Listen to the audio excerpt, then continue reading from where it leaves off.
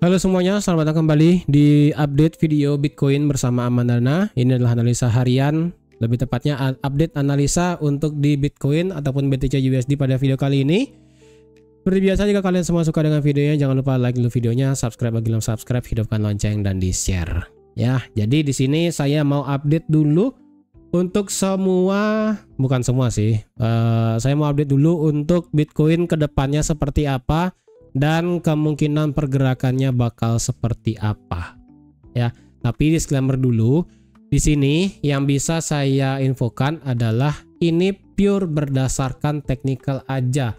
Tidak ada sangkut pautnya dengan fundamental, karena sekali lagi saya kurang paham tentang driver Bitcoinnya ini seperti apa, lebih tepatnya fundamentalnya seperti apa.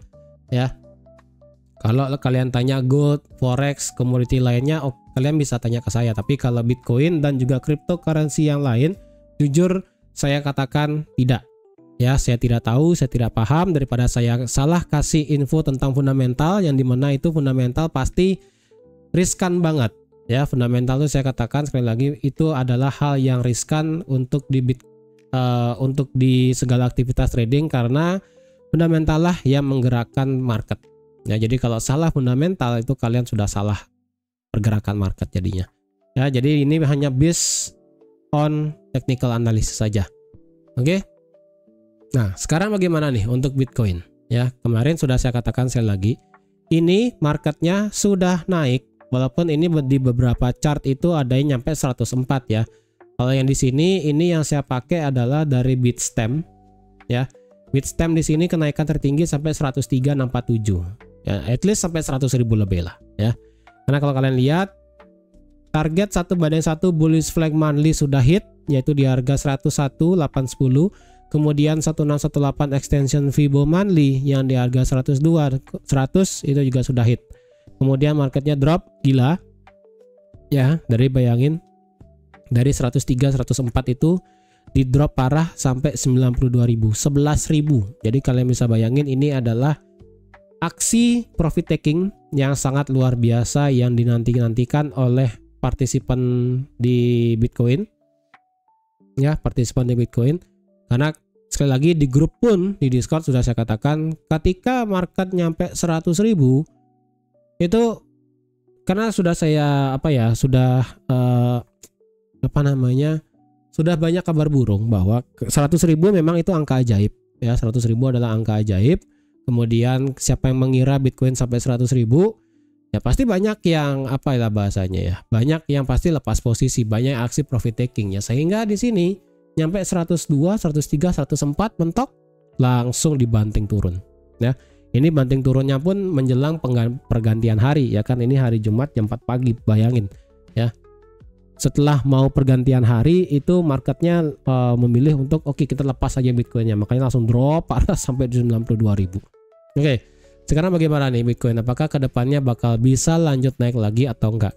Well, ingat ya, ini 1618 Fibo extension monthly sudah kena. Tetapi 1618 trend base Fibo extension weekly belum kena. Dan target terjauh saya adalah sampai 130.000. Karena ini adalah target cup and handle 1/1 yang ada di monthly.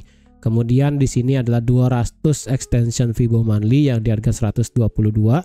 Kemudian 200 trend base extension Fibo weekly yang ada di harga 120.000.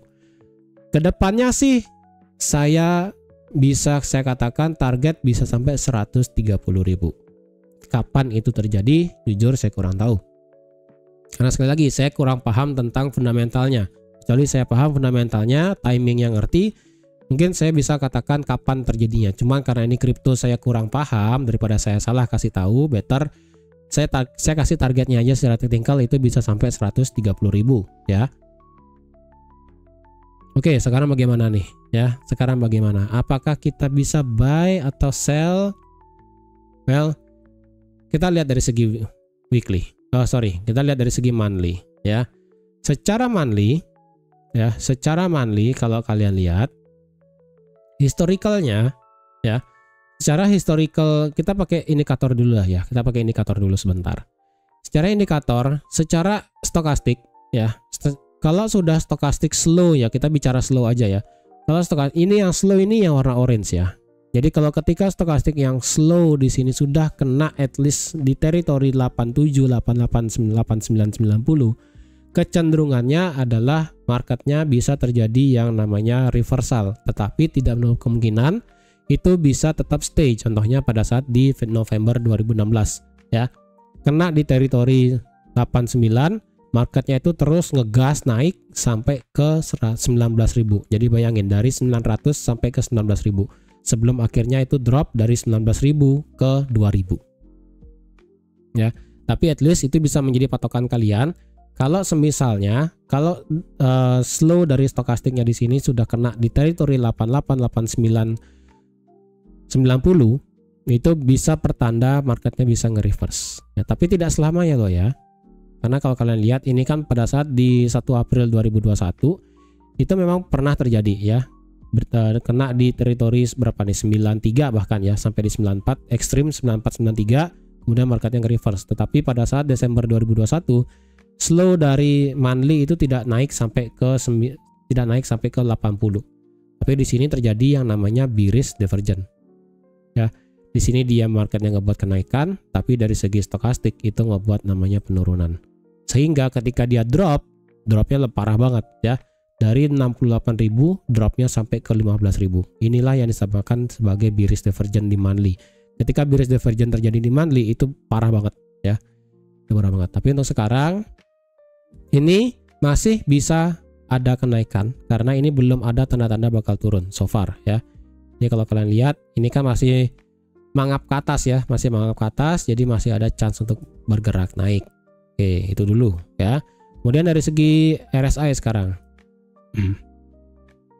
Dari segi RSI sekarang ini saya tutup dulu ya.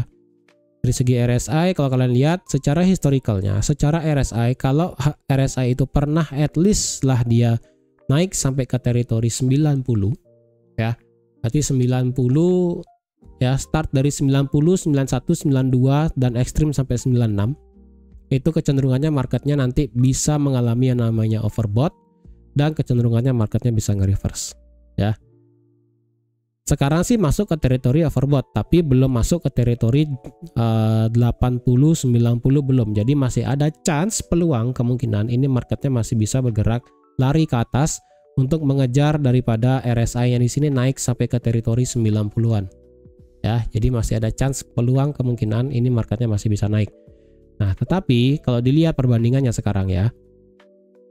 Sekarang kita bicara perbandingan sekarang. Kalau kalian lihat dari segi RSI, ini kan masih punya waktu masih panjang ya. Dari sekarang kan 75 sampai ke 95, ini kan perlu lagi berapa nih? 25% naik ke atas ya. Masih lagi punya 25% ke atas. Tapi dari segi stokastik ini sudah mau kena teritorinya ya.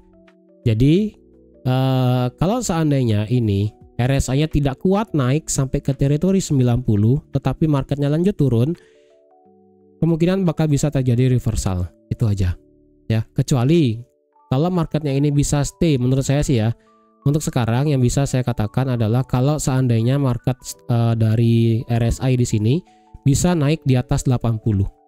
Sekarang kan 75 nih ya. Menurut saya adalah kalau RSI-nya bisa ngangkat naik sampai ke 80 ya, 80, 82, 83, 84 itu kan.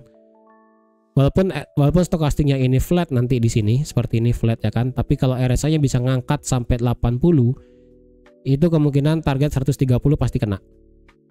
Itu aja. Tapi kalau sekarang RSI di sini gagal ngangkat harga di atas 80 ya, gagal ngangkat volume market naik sampai ke 80, tetapi dari segi stokastiknya sudah mulai menandakan adanya buat nge-cross ke bawah, apalagi sampai keluar dari zona overbought, ini bisa terjadi reversal. Ya, cuman sekarang belum. Ya, tapi di sini saya hint aja, secara stokastik syarat untuk reversal sudah kena. Ya, sekali lagi syarat untuk reversal sudah kena, tapi dari segi RSI belum kena. Jadi kalau RSI-nya ini muter ke bawah, jadi stokastik dan stokastiknya juga ini OTW muter ke bawah, berarti fix kita bisa melihat yang namanya reversal. Tapi kalau stokastiknya ini ngangkat ke atas sampai ke teritori 80, walaupun stokastiknya ini sudah kena syarat buat reversal, berarti masih bisa harga itu didorong naik. Ya, jadi gitu. Kita lihat siapa yang paling kuat dan siapa yang paling lebih tepatnya siapa yang paling kuat mempengaruhi market saat ini. Menurut saya sih tetap RSI ya. Jika RSI-nya gagal ngangkat sampai ke 80 dan nge-cross ke bawah, harga akan mengikuti stokastik. Tapi kalau RSI-nya nggak bisa ngangkat sampai 80, walaupun RSI-nya ini flat di 80, 90, flat di 92 misalnya, harga akan mengikuti kemauan dari RSI dan harga bisa ngangkat terus sampai 130, mungkin bakal lebih. Ya, itu dari segi monthly. Oke, jadi harap diingat. Sekarang kita bicara dari segi weekly sekarang. Dari segi weekly kalau kalian lihat di sini secara weekly RSI ini belum kena ya. Weekly RSI ini belum kena. Kenapa di sini belum kena? Karena syarat sekali lagi weekly RSI adalah sampai ke teritori 80. Ya, weekly RSI ini sampai ke 80. Nah, so far yang bisa saya katakan, karena RSI ini kan menurut saya adalah suatu indikator untuk mengetahui apakah volume perdagangan di market itu benar-benar menunjukkan adanya bullish banget atau enggak. Nah, sekarang problemnya adalah kalau kalian lihat RSI sekarang ini sudah cenderung mau cross ke bawah. Bukan nggak cross sih. Sudah mau menghadap ke bawah dan sudah mau keluar dari teritori overbought. Ini ya saya nggak pengenin sebenarnya. Kenapa? Kalau sampai dia ini keluar dari teritori overbought secara weekly dan dibarengi dengan secara stokastik juga keluar dari teritori overbought, ini bisa yang namanya mengalami penurunan cukup lumayan. Mungkin kalian bertanya kenapa tidak berbanding dengan di November 2023. Masalahnya di November 2023 RSI itu pernah naik sampai ke 80. Ya, karena saya katakan sekali lagi, 80 adalah teritori yang bagus kalau market itu benar-benar konsisten kuat banget untuk bisa naik. Ya. Ketika dia naik sampai 80 dan dia turun ke bawah, keluar dari teritori overbought dan juga RSI juga stokastik juga sama-sama keluar dari zona overbought di sini. Tapi harga nggak mau turun, berarti ini udah menandakan marketnya itu benar-benar mau bergerak naik lagi. Akhirnya ketika RSI-nya ini naik lagi masuk ke teritori overbought dan stay di overbought, harganya langsung lari dari 47.000 naik sampai ke 75.000 dan itu juga diikuti oleh stokastik. Nah, problemnya sekarang adalah ini RSI belum pernah naik sampai ke 80. Tertingginya adalah ini sampai ke 77. Nah, 77 ini marketnya sudah mau turun lagi. Ya. 77 sudah mau turun. Sedangkan RSI di sini sudah masuk teritori untuk nge-reverse gitu kan. Ini saya worry-nya marketnya bisa nge-reverse. Itu aja sih, ya. Hati-hati. Ini secara garis besar yang bisa saya katakan ini memang target saya 130.000 itu belum kena. Itu jangka panjang saya nggak tahu kapan. Cuman yang bisa saya katakan dari segi monthly dan weekly tadi, ya, ini worst case-nya adalah marketnya bisa lanjut untuk koreksi. Bukan lanjut bullish, tapi lanjut koreksi. Kenapa? Di sini saya akan buka dari segi time frame daily sekarang ya. Jadi, menurut saya karena ini adalah suatu instrumen keuangan yang bisa dikatakan high risk banget ya dari segi volumenya besar, kemudian saya juga nggak tahu ini underlyingnya seperti apa, siapa yang ngatur, ini kan saya nggak tahu. Jadi at least kita pakai basic dari siklus market. Jika kalian tahu siklus market itu ada yang namanya akumulasi, partisipasi, distribusi, dan kapitulasi, ya, empat cycle itu.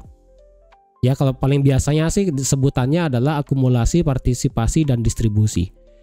Nah, kalau dari daily ya, weekly pun kelihatan sebenarnya di sini ya.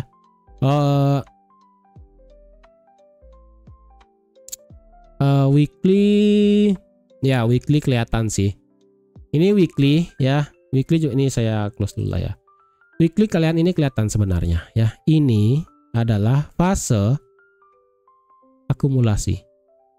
Oke. Fase akumulasi yang sangat panjang dari 11 Maret 2024 sampai akhirnya 4 November 2024. Ya.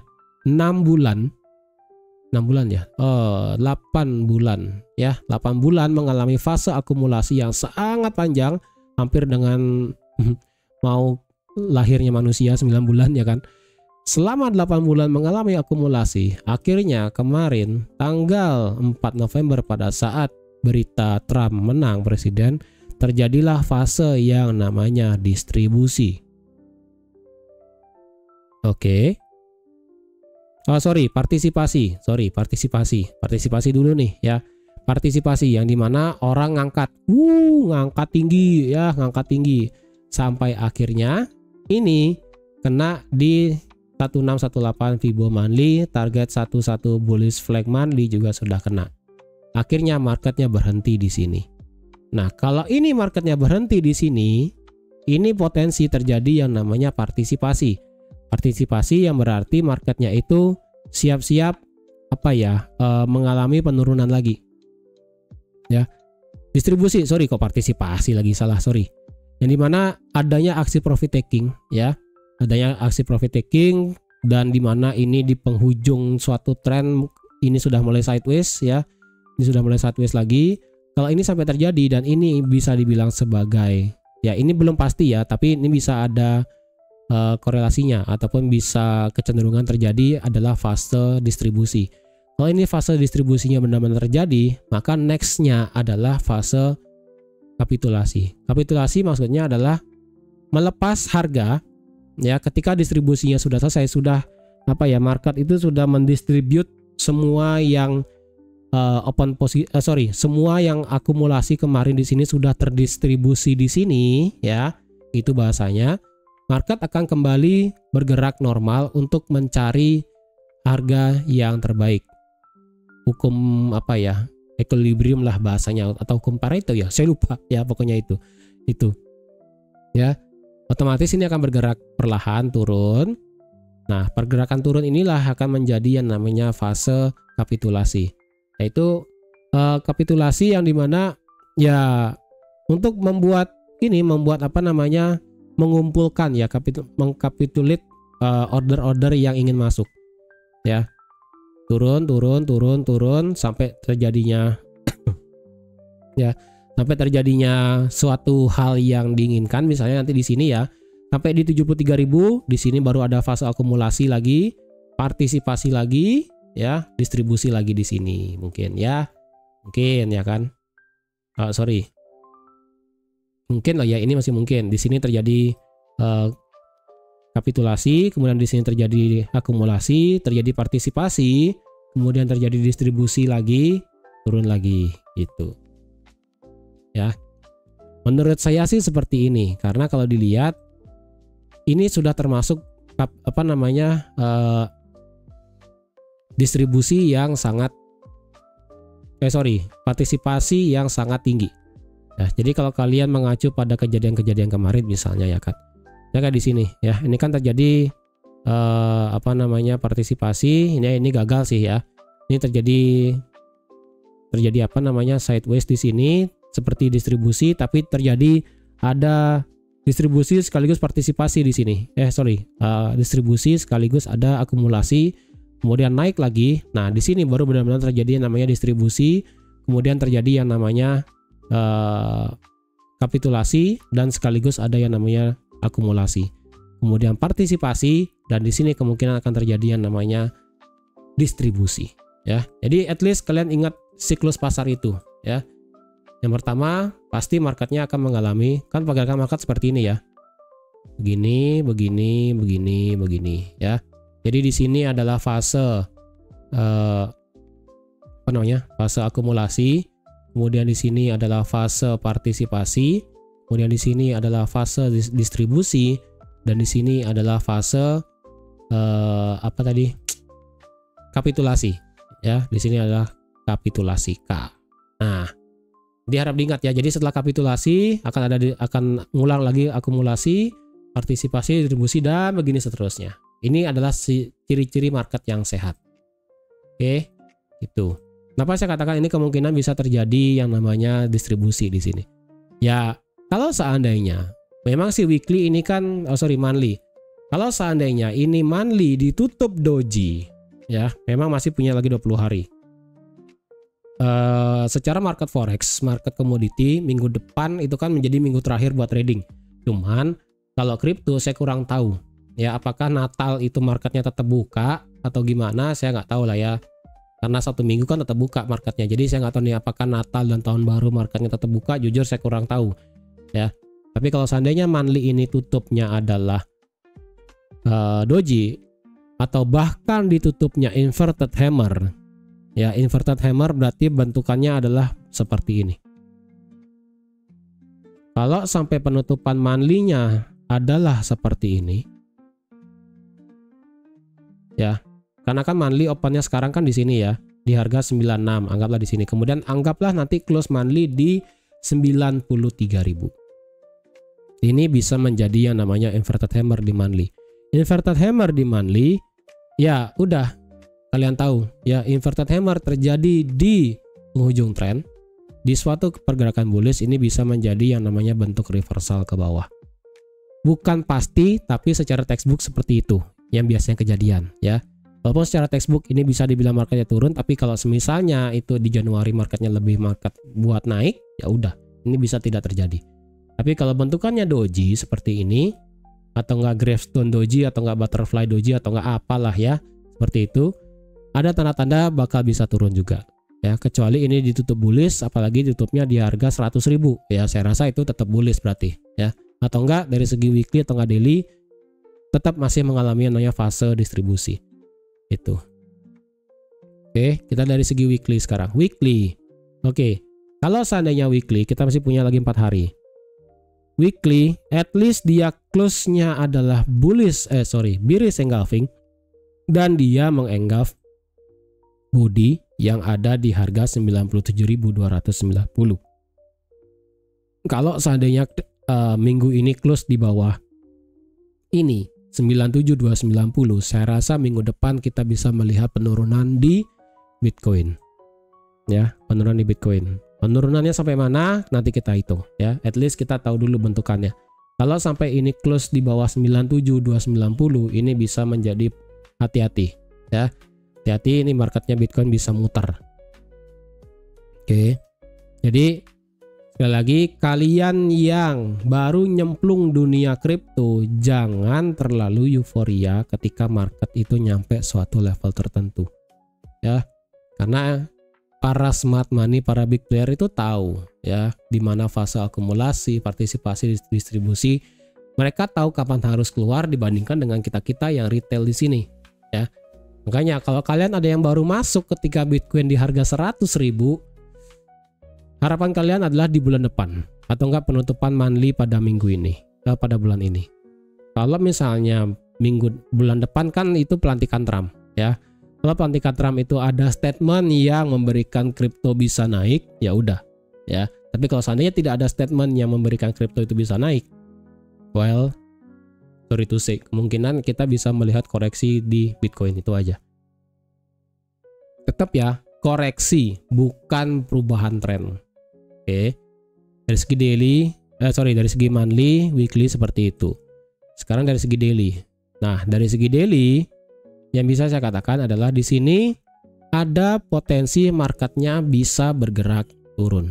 Kenapa? Karena kalau kalian lihat dari segi daily, sekarang kita lihat indikator ya.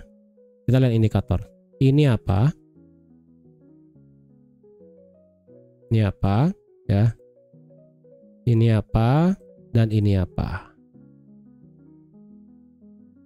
Ini adalah bearish divergence. Gak usah kalian lihat pakai indikator pun kelihatan sebenarnya. Kenapa? Karena kalau secara bentukan candlenya ini naiknya sudah capek. Ibaratnya kalau kalian yang suka mancing, ini kan sudah jorangnya ini kan sudah mulai melengkung ya. Sudah mulai melengkung seperti ini. Ini sudah kelihatan sebenarnya. Ketika sudah mulai melengkung seperti ini siap-siap aja marketnya bisa jebol ke bawah ya, jebol ke bawah. Ya sudah, ini. Kenapa saya katakan ini market sudah mulai capek? Ya kalian lihat aja ini ya. Ini high yang di sini dengan high yang ada di sini itu jaraknya jauh. Ya, kecuali high yang di sini dengan high yang di sini itu kan pendek ya. Ini dengan ini pendek, ini dengan ini pendek. Nah, ini dengan ini lumayan jauh, ini dengan ini pendek, semakin pendek. Ya. Yang high semakin jauh, yang low semakin pendek. Jadi kan ibaratnya high-nya di sini, kemudian high yang terakhir di sini, tapi high yang pendek di sini, di sini, di sini kan ibaratnya udah begini deh. Nah, ibarat kayak lintasan tuh kan udah mau apa ya? Kayak udah mau lintasan kan, sudah mau kayak tikungan ini kan. Nah, kayak mau nikung dia gitu. Ini kelihatannya seperti itu. Ya, ini yang saya katakan di fase ada namanya fase distribusi. Di sini saya bukannya mau nakut-nakutin ya. Ya. Saya bukannya mau nakut-nakutin kalau ini marketnya bakal turun. Cuman kalau marketnya ini turun ya udah. Ya. Jadi kalau kalian ada yang mau nyerok Bitcoin lagi, ini mungkin belum saat yang tepat. Ya, ini worst case-nya adalah ini bisa terjadi breakout ke bawah. Secara bentukan apa namanya? Bentukan candle lagi. Apa sih namanya? Apa sih saya mau ngomong ya? Pattern, bukan pattern. Garis trendline. Ya, buset susah banget saya ngomong. Trendline di sini ya. Trendline di sini memang ini masih intact ya. Ini masih intact. Ini masih intact. Jadi kalau dibikin channel, mana channelnya ya? Buset. Ini channel ya. Ini kena di sini kayaknya ya. Ntar ini saya panjangkan. Memang secara channel sih ini masih ya sinilah ya. Secara channel sih ini masih intact ya. Tuh, secara channel sih ini masih intact. Tapi secara channel sih masih intact. Tapi channelnya itu bisa berubah menjadi yang namanya bearish channel. Ya. Itu bisa berubah menjadi yang namanya bearish channel. Ketika apa namanya ya? Bukan bearish channel sih. Apa namanya?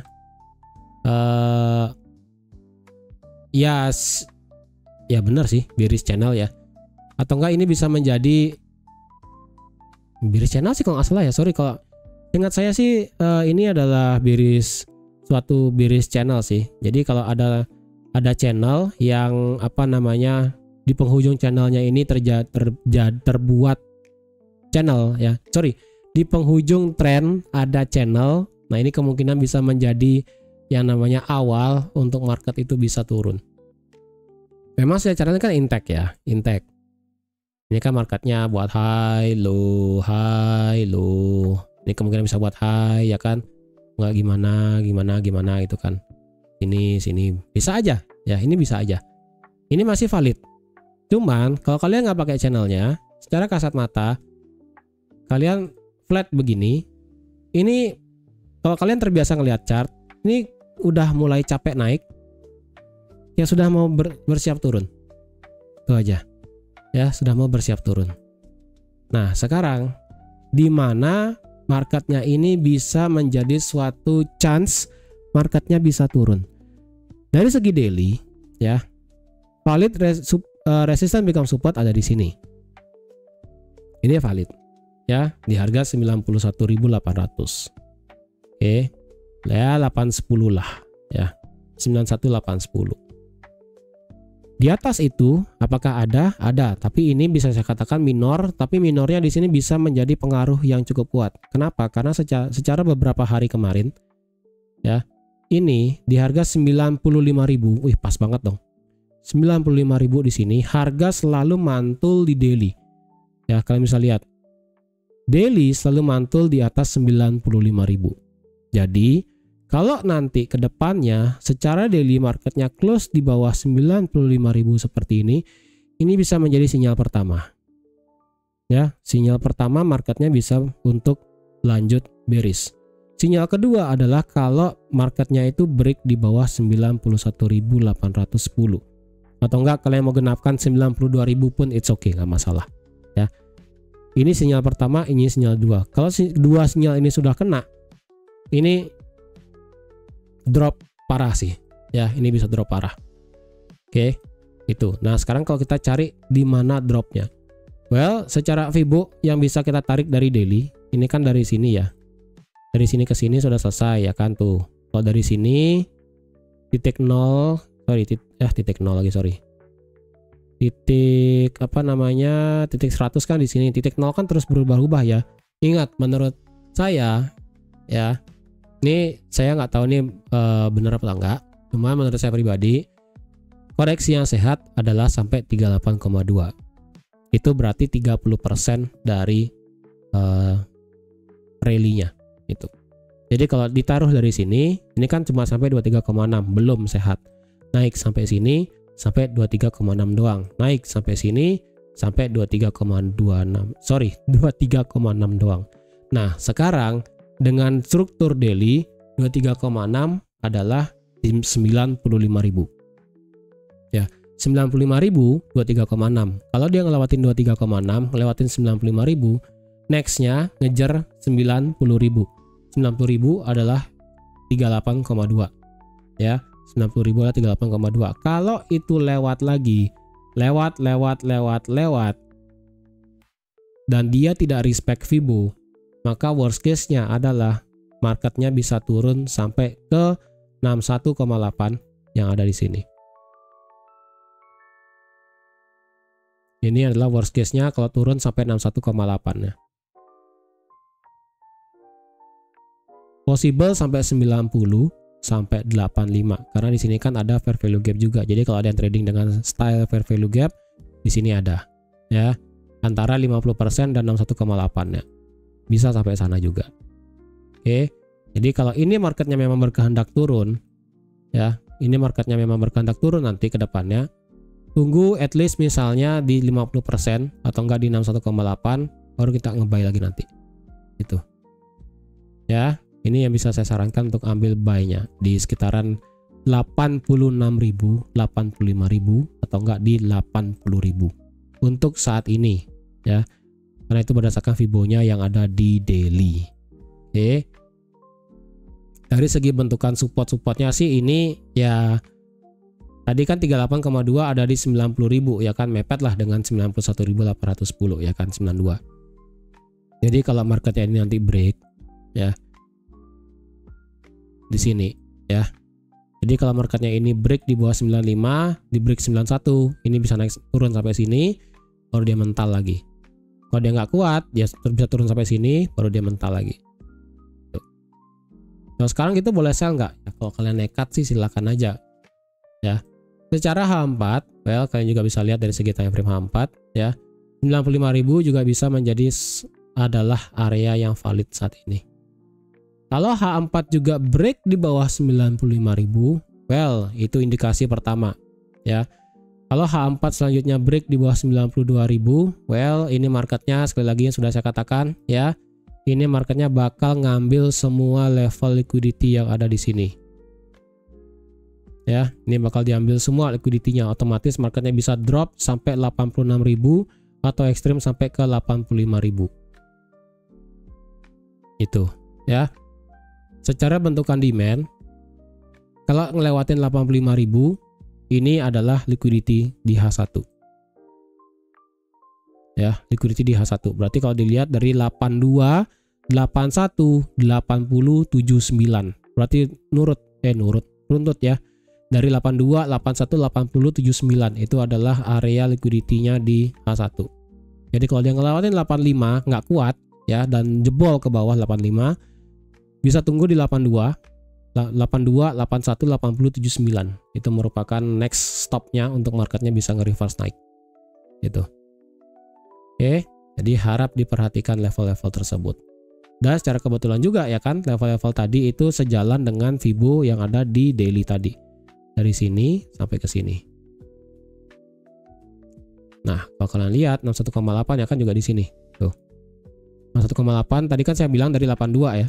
Dari 82, 81, 80, 79. Udah sesuai dengan Fibo-nya tadi. Ya, itu. Oke. Jadi saya rasa sekian dulu ya untuk update di Bitcoin-nya untuk saat ini. Ingat, menurut saya ini marketnya sudah mulai capek buat naik. Tapi tidak ada salahnya kalau ini memang marketnya mau ngegas naik lagi ya udah. Ya, tapi kalau saya pribadi ini ngelihatnya sudah mulai capek naik. Sudah mau buat koreksi ke bawah. Jadi better kalau ada yang mau nge-buy, hati-hati. Sinyal pertama adalah di H4. Kalau H4 ada break di bawah 95, kalian boleh untuk skip dulu kalau yang nge-buy. Kemudian sinyal berikutnya adalah daily. Daily di bawah 95, hati-hati. Kemudian daily di bawah 91 atau nggak di bawah 92, better kalian jangan buy dulu. Tunggu marketnya buat ngabisin semua liquidity di sini, ketahan di 85 atau enggak 86, balik marketnya, mungkin ada suatu news dan sebagainya, baru masuk lagi. Jangan terburu-buru, jangan tergesa-gesa. Ya. Karena menurut saya, sekali lagi, ini marketnya sedang mengalami fase konsolidasi. Mungkin ini adalah fase distribusinya. Untuk selanjutnya adalah fase kapitulasi. Sebelum lanjut, akumulasi dan partisipasi. Seperti itu. Oke, jadi sekian dulu untuk update Bitcoin pada video kali ini. Terima kasih sudah menonton video sampai habis. Terima kasih juga sudah like, share, dan subscribe seperti biasa. Dan sampai jumpa lagi di update video Bitcoin berikutnya. Bye-bye.